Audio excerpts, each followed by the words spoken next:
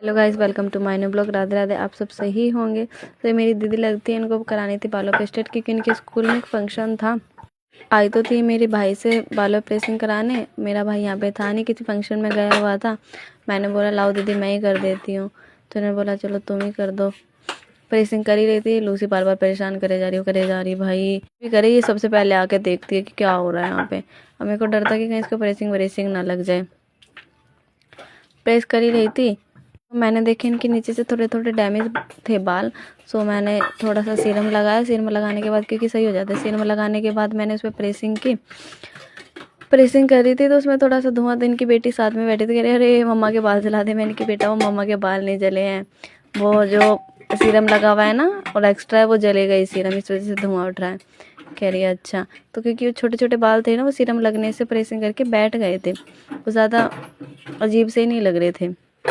तो मैं प्रेसिंग करके हटी थी। फिर मैंने मेहंदी लगाई अपने, क्योंकि अगले दिन महाशिवरात्रि थी। मेहंदी लगाने के बाद मैं लगाई रही थी, मेरी बहन बोलने लगी कि दूसरे हाथ पे मत लगाइयो, पहले मेरे हाथ पे लगा के दूसरे तब लगाइयो। अब मेहंदी लगा ही रहे थे हम मेहंदी, क्योंकि मैंने तो पहले ही लगा ली थी अपने हाथ पे।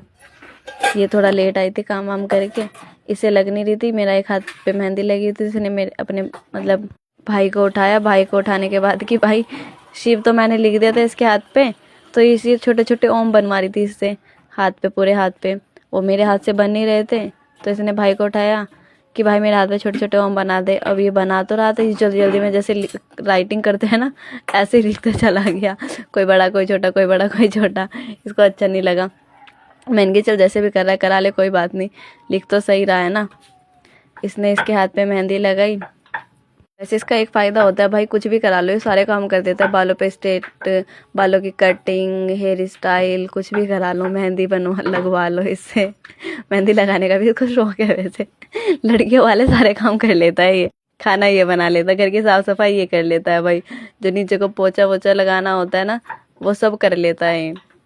कभी कभी रोटी बनानी पड़ जाती है तो ये वो भी कर लेता है भाई, रोटी भी बना लेता है ये। खुद तो बनाते हैं, बना के हमें भी खिला देता है। इसका इतना फ़ायदा तो होता ही है। मेहंदी लगाई रहे।